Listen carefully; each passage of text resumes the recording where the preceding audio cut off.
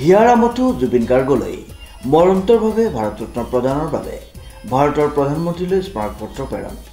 অসম চৰকাৰলৈ সহযোগিতা আগবঢ়াবলৈ আবেদন জনাই পত্ৰ প্ৰেৰণ। সাংবাদিকসকল, জয়তে আপোনাক সকলোকে প্ৰণাম জনাইছোঁ। আজি এটা বৰ গুৰুত্বপূৰ্ণ বিষয় লৈ পেলাই আপোনাসকলৰ সন্মুখীন হৈছোঁ। আমি মন কৰিছে বোধহয় যে জুবিন গাৰ্গ নামৰ যিটো সত্তা, এই সত্তাটো আমাৰ অসমৰ প্ৰতিগৰাকীয়ে জাতি ধৰ্ম বৰ্ণ নিৰ্বিশেষে সকলোৱে একমুখে এই শিল্পীগৰাকীৰ নিজৰ শ্ৰদ্ধা নিবেদন কৰি এটা আদৰ্শই দেখুৱালে যে অসম সকলো ক্ষেত্ৰতে জাতি ধৰ্ম বৰ্ণ সকলো বাহুৰি এই শিল্পীগৰাকীৰ প্ৰতি জনোৱা শ্ৰদ্ধা বিশ্বতে বিৰল। শিল্পীৰ প্ৰতি এনেধৰণৰ শ্ৰদ্ধা ক্ষেত্ৰত আমাৰ জনশিল্পী জুবিন গাৰ্গ বিশ্বৰ ভিতৰতে চতুৰ্থ স্থানত অৱস্থান গ্ৰহণ কৰিছে। আৰু এই শিল্পীজনাক ৰজাঘৰ আৰু প্ৰজাঘৰ দুয়ো এনেধৰণে সন্মান জনালে যে তাৰ কোনো তুলনা নাই। আপোনাসকলে মন কৰিছে বোধ কৰোঁ, যোৱা 19 ছেপ্টেম্বৰৰ পৰা 23 ছেপ্টেম্বৰলৈ এই কেইটা দিন অসম চৰকাৰে যিমানখিনি পাৰে জুবিন গাৰ্গৰ সন্মান জনাবলৈ তেখেতসকলে চেষ্টা কৰিলে। আনকি বিভিন্ন ভাৰতৰ কাকত পত্ৰই এই কথা স্বীকাৰ কৰিছে যে স্বয়ং মুখ্যমন্ত্ৰীজনে দিল্লীলৈ গৈ শৱদেহ গ্ৰহণ কৰাৰ এনেকুৱা উদাহৰণ প্ৰায় বিৰল। গতিকে এনেজন মহতোমহীয়ান শিল্পীৰ মৃত্যুত কিছুমান ঋণাত্মক কথা আমাৰ চকুত পৰিছে।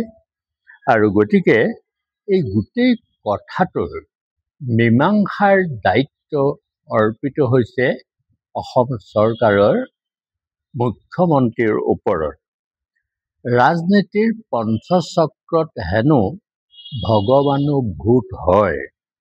অসমৰ মুখ্যমন্ত্ৰীয়ে আমাৰ যি সাংস্কৃতিক আৰু মানৱীয় প্ৰমূল্যৰ আধাৰত এক অভিভাৱকৰ দায়িত্ব গ্ৰহণ কৰি ইতিমধ্যে দুই এজনক শাস্তি প্ৰদান কৰিছে।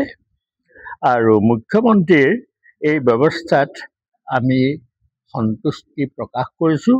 লগতে জুবিনৰ শত্ৰু, জুবিনৰ তোষামতকাৰীসকলক বিচাৰি উলিয়াই চৰকাৰে শাস্তি প্ৰদান কৰিলেহে আচলতে জুবিন গাৰ্গৰ মানৱতাবাদী যিটো দৰ্শন, সেই দৰ্শনে পূৰ্ণতা লাভ কৰিব বুলি অসম সাহিত্য সভাই অনুভৱ কৰে। জুবিন গাৰ্গৰ সমগ্ৰ ৰচনা হিন্দী, ইংৰাজী, অসমীয়া ভাষাত প্ৰকাশ কৰাৰ সিদ্ধান্ত।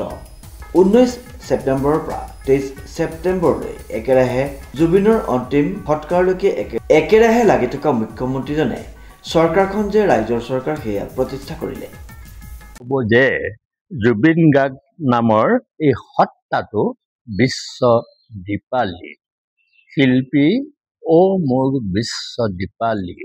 শিল্পীয়ে বিশ্বক পোহৰ দৰে। আৰু চৰকাৰৰ যদি সদিচ্ছা আমি দেখিছোঁ, আৰু চৰকাৰৰ সেই সদিচ্ছাত যাতে কোনো দোষী খালি যাব নোৱাৰে, এই ব্যৱস্থাটো গ্ৰহণ কৰিলে চৰকাৰৰ ভূমিকাটো অতিশয় স্পষ্ট হ'ব আৰু প্ৰশাসন ৰাইজৰ কাষ চাপিবৰ কাৰণে এইটো এটা সুযোগ নিশ্চয় চৰকাৰক আনি দিব।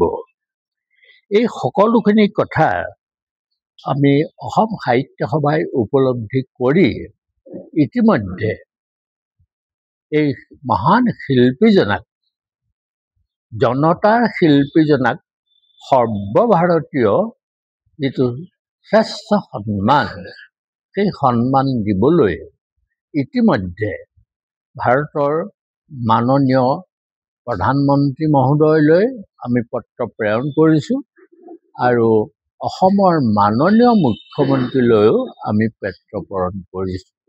আমি আশা কৰোঁ যে যিটো বিশ্বত অসমৰ যিটো পৰিচয় জুবিন গাৰ্গে দাঙি ধৰিলে আৰু যিটো মহতো মহিয়ান কাম যিবোৰ কৰিলে তাৰ স্বীকৃতি নিশ্চয় ভাৰত চৰকাৰে দিব, এই আমি আশাবাদী।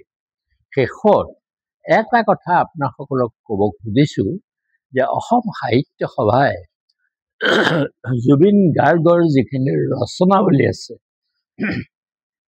সমগ্ৰ ৰচনাৱলী অসম সাহিত্য সভাই 2026 চনৰ ভিতৰতে প্ৰকাশ কৰি উলিয়াব আৰু ইয়াৰ 3টা সংস্কৰণ হ'ব, এটা অসমীয়া সংস্কৰণ, এটা ইংৰাজী সংস্কৰণ আৰু এটা হিন্দী সংস্কৰণ।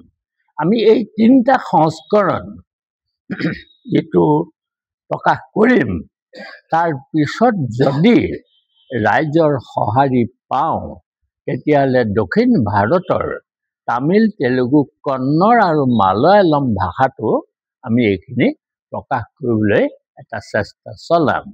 কাৰণ ইংৰাজী ভাষালৈ অনুবাদ হ'লেই ই আমাৰ দক্ষিণ ভাৰতীয় দ্ৰাবিডিয়ান পৰিয়ালৰ যিখিনি ভাষা আছে এই ভাষাবিলাকত আমি তাক প্ৰকাশ কৰিব পাৰিম।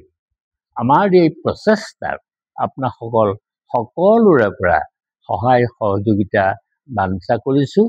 কামটো কিন্তু বৰ সহজ নহয়। গদ্য এটা অনুবাদ কৰিবলৈ যিমান সহজ, কবিতাক বা গীতক এটা ভাষাৰ পৰা আন এটা ভাষালৈ অনুবাদ কৰাটো অতিশয় জটিল কাম। কিন্তু আপোনাসকলে শুনি ভাল পাব যে অসমৰে এগৰাকী বৃদ্ধ সমাজৰ প্ৰতিভা ত্ৰিদীপ বৰুৱাই এই দায়িত্বটো নিজে কাণ পাতি লৈছে আৰু 3টা খণ্ড আমাৰ 2026 প্ৰকাশ হ'ব আৰু 2026 মধ্যভাগত এইখিনি প্ৰকাশ হৈ যোৱাৰ পিছত আমি ইংৰাজী কিতাপবিলাক দক্ষিণ ভাৰতৰ লেখকক আমি দিম। তেখেতসকলে তামিল, তেলেগু আৰু কন্নড়, মালয়ালম এইকেইটা ভাষাত তেওঁলোকে অনুবাদ কৰিব। অনুপম বৰাৰ ৰিপৰ্ট, নিউজ নাও।